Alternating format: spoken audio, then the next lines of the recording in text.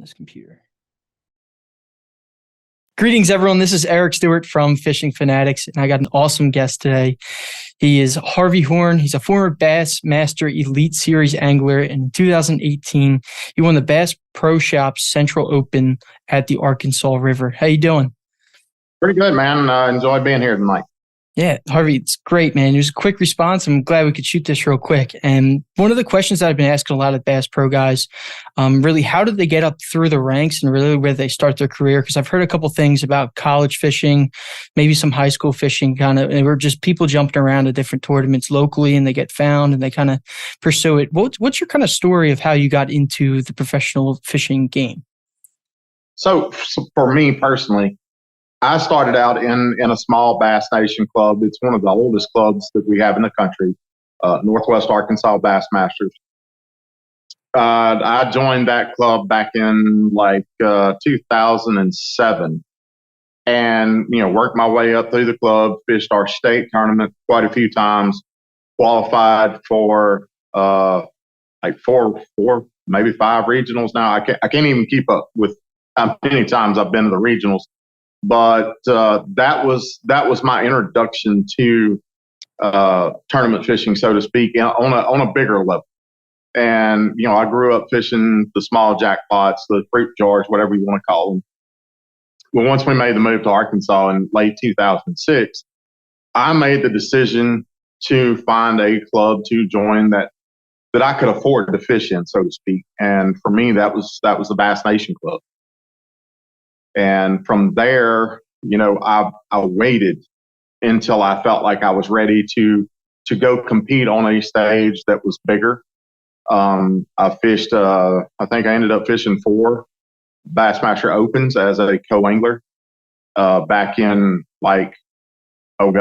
2010, 11 or so.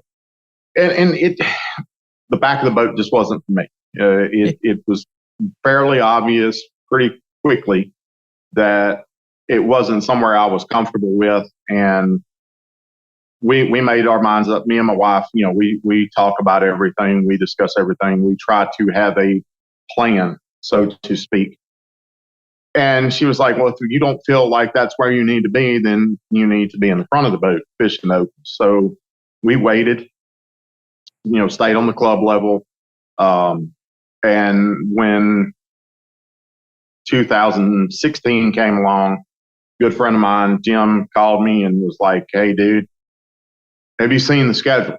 I'm like, what schedule? Well, the Central Opens next year. I said, no, I hadn't looked at them yet. You might want to look at them. So we were set up for Table Rock, the Sabine River, and Grand Lake. Table Rock is 50 minutes from my house. Grand is about 55. The Sabine River, I was really excited about that tournament because it was tidal water in, the Louisiana-Texas border, an area that I was familiar with, even though I'd never fished there. And when we got there to the first Open, I finished 16th at Table Rock. I think it was 48th at the Sabine River. And then we went into Grand in October, and I finished 8th. So in 2017, I qualified for the Elite Series. Through everything that happened, our family decided that it wasn't right. And to be totally honest, we just didn't have the money. We didn't have the financial backing from partnerships to get us where we needed to be comfortable with me fishing the Elite Series. Mm-hmm. So that big turning point was when, sorry to cut you off there, but that big turning point was where the tournaments you saw a couple tournaments that were lined up, or a couple spots that were local to you. You felt comfortable kind of hitting those spots, and you kind of knew where to fish and what the weather was like, right? Yeah. With everything, just falling into place in 2017, that finish at Grand Lake put me in second place in points, and I qualified for the Elite Series. And as I said, we just did not. We weren't in a financial position to where we could afford the Opens or the Elite Series entry fees. So, we literally sat down, talked about it numerous times, went through everything financially, and just decided that wasn't the right decision for me at that time. Just made the decision, we'll go back and fish the Opens again next year and see how everything plays out. The first Open in 2018 with Ross Barnett. I don't remember where I finished there, but I'm pretty sure it was pretty bad. And from there, we went to the Arkansas River for the second event. And of course, I won that tournament. And that was the catalyst to give me enough financial support on my own without having to use any of our family money, our bill money, our house note money, truck vehicles. I didn't have to use any of that money to pay entry fees for the Elite Series if I requalified. And of course, fast forward to later that year, the split happens.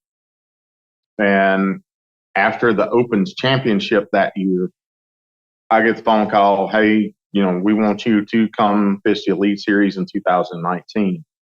So sit down again, have the conversation. My wife's like, listen, we've got the money in the bank to cover entry fees. All you need to do is make enough money to pay for your travel. And that was our decision to go in 2019. And crazy enough here, we did well enough that we broke even. And that in itself as a rookie is basically unheard of. And that's not my words. That's coming from guys that have been around and seen, rookies come and go for years and years. Mark Menendez, Clark Winlett, I talked to a lot of those guys, became friends with them. And, they all, to a man, told me, usually your first 2 or 3 years fishing at that level, you're going to go broke. So for us, it was a big deal just to make enough money that we broke even, and was able to do that for 3 years. And they made a cut. We didn't make it, but man, it was a great ride while it lasted. I made some amazing friends and went and fished some amazing places. And I, given the right circumstances, I might go back, but now I'm just trying to win a tournament and go fish Bassmasters Classic. That's my goal, is to get to the Classic and try to win it. I like it. That's a really good goal to have, and I think a lot of other fishermen out there have that same goal for sure. It's interesting when you explain that entire story, because everyone looks at like professional bass fishermen as like this glamorous kind of lifestyle where you're going around and you're doing the thing you love every day. But as you just laid it out, it's a grind. Yeah, it very much is. To paraphrase something that me and Gerald Swindle talked about, you have to be in a mind space where you go out and you work your tail off just to be mediocre. You have to be okay with that. And that's coming from a former Angler of the Year, a guy that I hold in very high regard. I have a lot of respect for Gerald, because I know things that Gerald's been through that other folks really don't. And it's all the surgeries and the just tough spots. We all see that and go through that as professional anglers, whether it be on the Bass Pro Tour, the Elite Series, the Toyotas, the Opens. We've all been through a lot of stuff that we don't talk about so much. And, being one of those guys that works your butt off to be just okay, you have to be okay with that. Not everybody's going to be a Patrick Walters. Not everybody's going to be a Brandon Polinick. There's a whole lot more Tyler Rivettes out there in the world than there is Patrick Walters. And Tyler just won the tournament on Okeechobee. And that's just goes to show, he's one of those grinders that he's going to go out and do his thing and make the best of what he's got. And I'm glad it worked out for him. I was really proud of the guy for winning down there, doing something different. I called it on Wednesday that I felt like it was his time, and I had an idea of what he was doing. Luckily, it worked out for him. I love it. I've heard a couple of people say, like, when they win a big tournament, it was just like, it was just my time. It was my time to win. So let's take a blast in the past, 2018, when you were on the Arkansas River. You ended up winning that Open. Tell me what was going through your mind from day one to the following days of kind of what prepared you to actually come home with a win in that tournament. Well, I talked to a good friend of mine, Dustin McClellan, who had fished there before.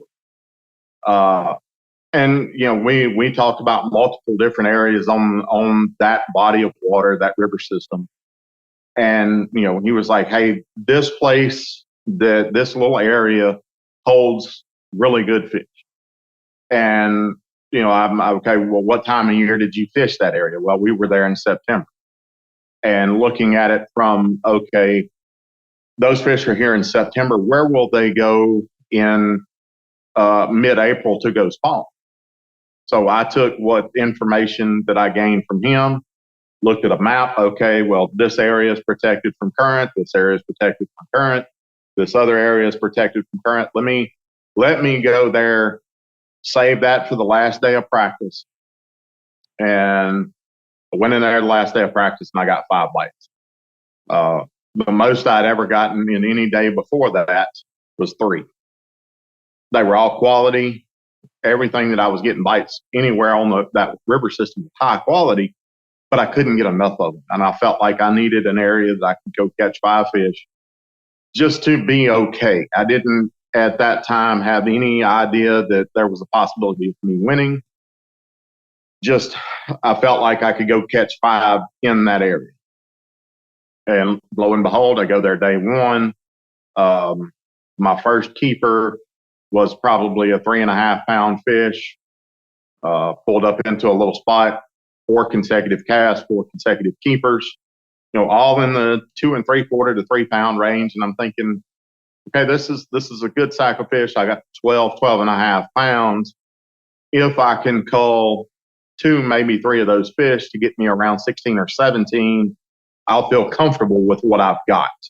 Wouldn't be, I didn't in any idea have an idea I'd be leading, but I felt like I would be top 15 or so. Because it's, at that time, certain places on that body of water, you could go catch 20 pounds. 19, 20 was pretty common. So I felt like the guys that were locals that had more knowledge on the body of water, Dale Hightower, a good friend of mine, I felt like Dale, some of the other guys would be in that 19 to 21 pound range. Come in on the first day, put my fish in the tank to be measured. The guy that measures the fish looks at me and he looks at those fish and he's like, "You're going to be leading." No, bro, I'm mid second flight. There's still too many people to come in. Nah. Lo and behold, dropped my fish on the scales. I think I had 16, 7, 16, 8.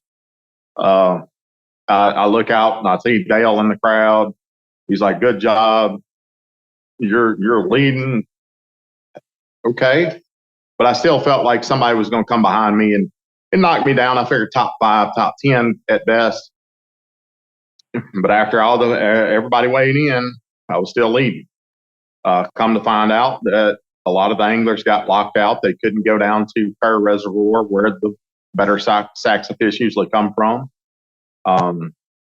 So here I am thinking, okay, well, if I can just do that again tomorrow, I'll have a pretty good opportunity to maintain that top 10, maybe not be leading, but just to maintain.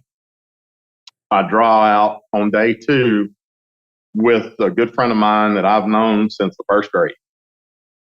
And I had a decision to make. The area that I was primarily going to spend most of my time on day 2, I knew I could block him out and not let him catch any fish if I did it correctly.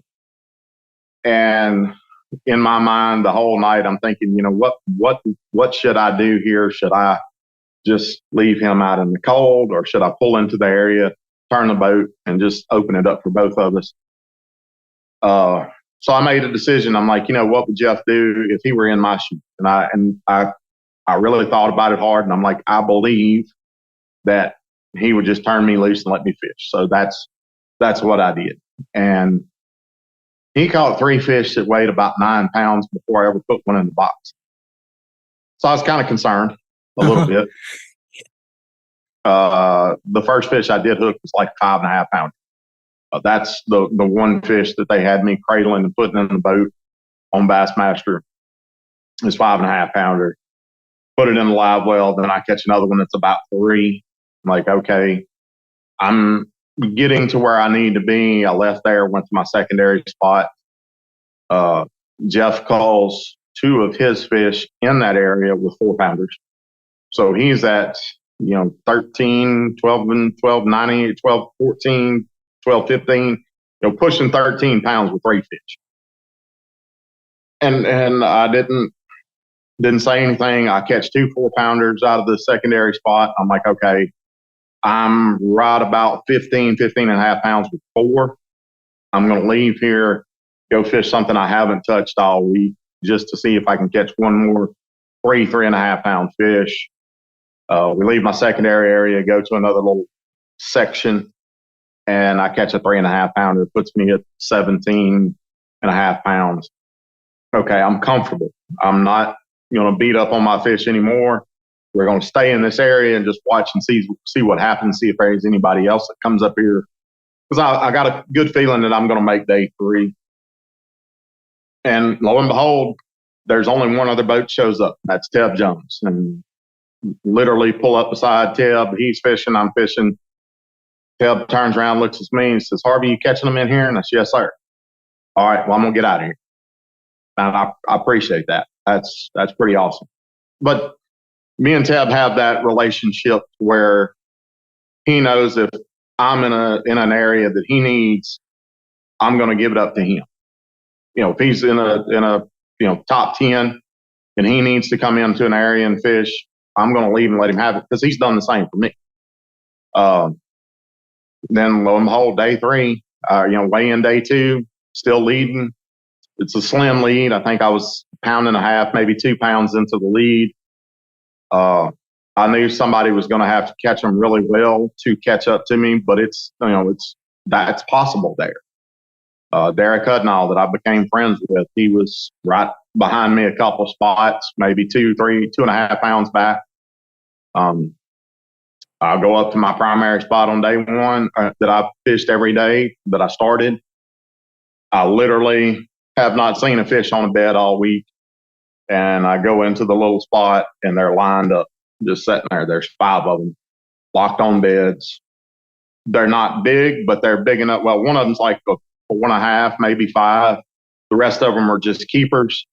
I literally almost call my shots and pick all 5 of those fish off, put them in the live well, leave and go to my secondary area and cull. I think I ended up culling 3 of the fish that I caught in the primary area with 4-pound class fish, and it set me up at 18 pounds. I knew I was close. I didn't know if I was going to have enough, but I knew I was close. Doing the math, I knew that the guys behind me were going to have to catch 22 or better to catch up to me, and I didn't think that was possible just because of the weather conditions that day.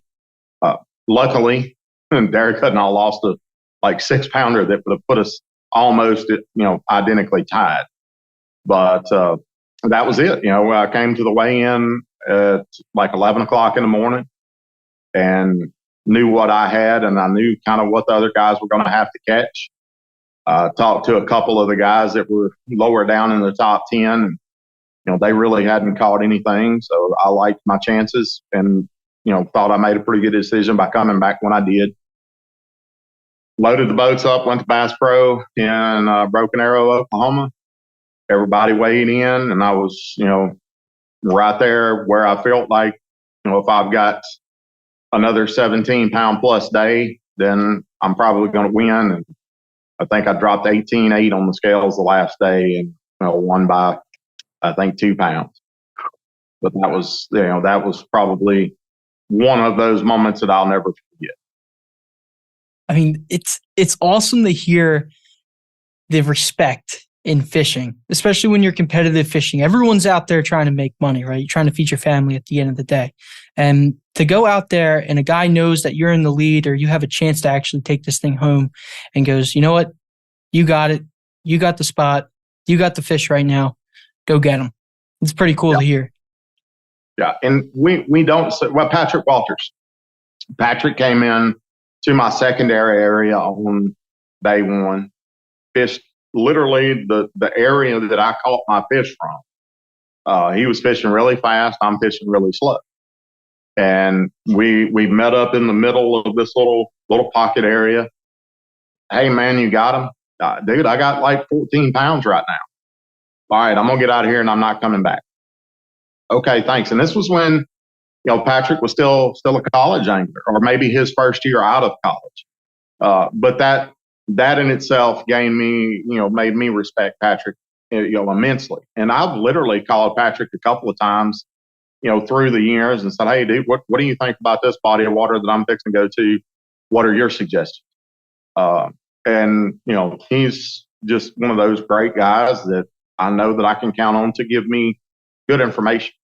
And I'm not asking for waypoints. That's not going to help me by him giving me waypoints to go fish, because I'm not going to be able to do what he does.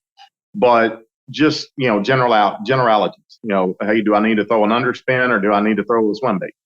Or do I put a fluke on my underspin instead of a swim bait? Things like that really, really help us out more than anybody could ever imagine.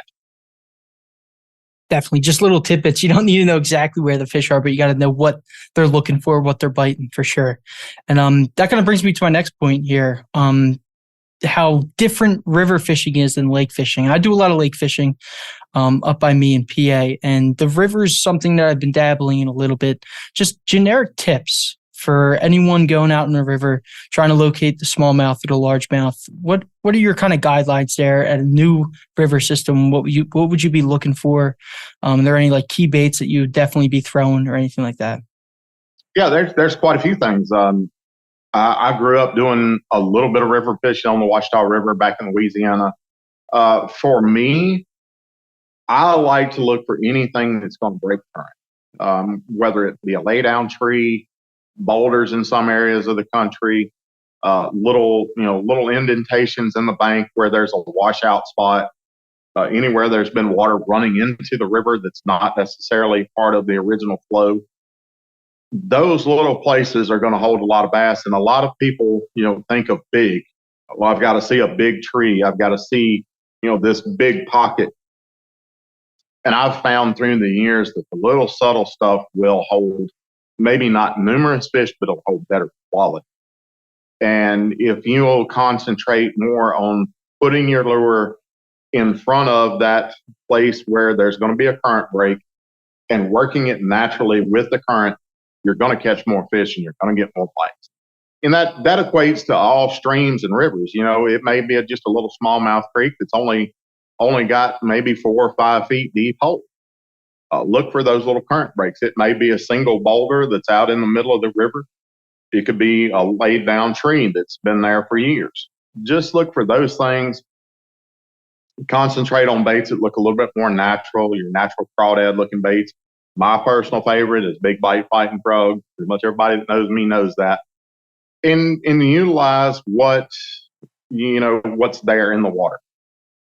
By doing that, you're going to put yourself in position to get those bites from fish that a lot of people won't ever even fish for. My personal favorite when I go creek fishing is the 3-inch fighting frog. I'm going to put it on just a little open jig head, just like you would fish a Ned rig, 6-pound sunline, and just literally cast it out on a spinning rod. 16th or an 1/8 ounce jig head, cast it out on a spinning rod, and just let it work naturally with the current, and you can catch a lot of fish that way. I like it. Great tip there, man. When I go to the bigger river systems, I will upgrade, go to heavier line, say 18 or 20 pound sunline sniper, flipping stick, a 1/4 ounce or 3/4 ounce, maybe even a 1 ounce jig if the current's really strong. Most of the time, I'm just going to use a 1/2 ounce or a 3/8. And that's just going to let that jig flutter down. I'm using usually a big bite fighting frog as a trailer on my jig. And it's got a real natural look to it. It's going to glide a little bit more because of the way that bait is shaped. And once you glide that jig in around those trees and lay downs, little cuts in the bank, that's going to pick you up quite a few more bites as well. I like it. Cool. Appreciate all the tips, dude. That was awesome. No so problem. It's coming up soon, right? You got the first open coming up. Where's that at? And then what are you looking for, like that specific body of water? Oh, I literally have a friend that lives up there. Contacted him today, and the water temperature is 62. So we're coming up on a new moon right now. By the time the tournament gets here, we'll be working into a full moon. So I'm looking forward to seeing a lot of fish head towards the bank. We're going to be fishing shallow, big lizards. Big Bite makes a really good lizard. One of my favorites is the Confusion color. It's green pumpkin back with kind of a purplish belly, something those fish can really see in dirty water, 8 inches long. Going to pair that up with some really big line and just go swing for the fences. I'm fishing, anywhere that I'm going to feel like those fish are moved up to the bank and spawning. 3 foot to literally 2 to 3 feet, all the way up to 6 or 8 inches. And I'm not necessarily going to go look for clear water that I can see those fish, because that's what the other guys are going to go do more than likely. I'm going to go look for water that's a little bit more stained where I can't see them.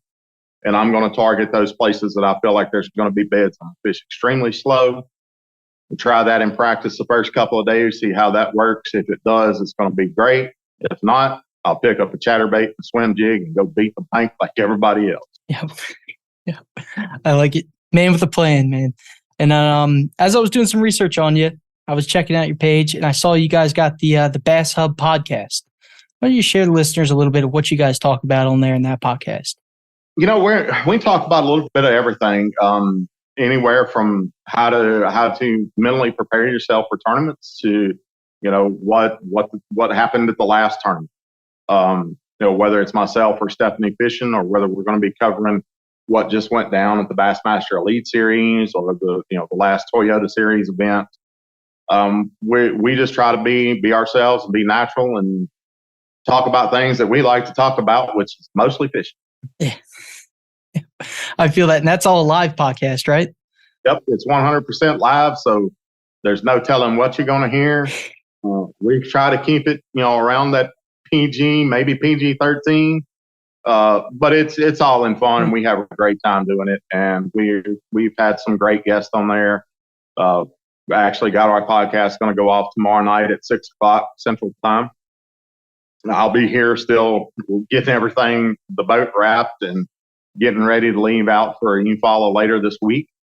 But if you're available to get on the podcast, I'd appreciate it. Absolutely, man. Yeah, that was something that we hit it on a little bit before we started recording. You actually wrap your own boat, which I thought was pretty cool. We'll be wrapping my boats. I've had it wrapped by other people before. This will be the first year that I've had my hands on it actually helping.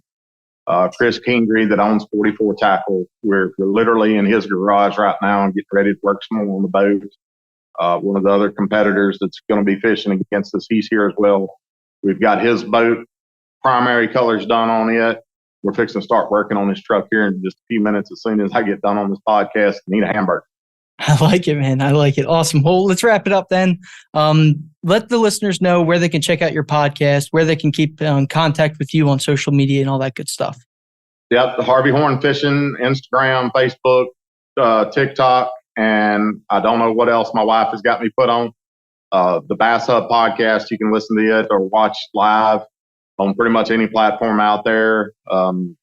We appreciate everybody watching and listening in. And thank you for having us on tonight. Absolutely, Harvey. I really appreciate it, man. And, down the road, if there's another season you guys want to do another episode, be happy to have you back on. You too, man. We're looking forward to getting you on it sometime as well. So just because you had me on, we're going to get you on ours as well. Sounds good, man. Looking forward to it. Thanks. You just listened to the Fishing Fanatics podcast with your host, Eric Stewart. Feel free to check out our other podcasts and our other interviews on our channel on Spotify, YouTube, and much more. Check out our Instagram page, TikTok, and Facebook as well.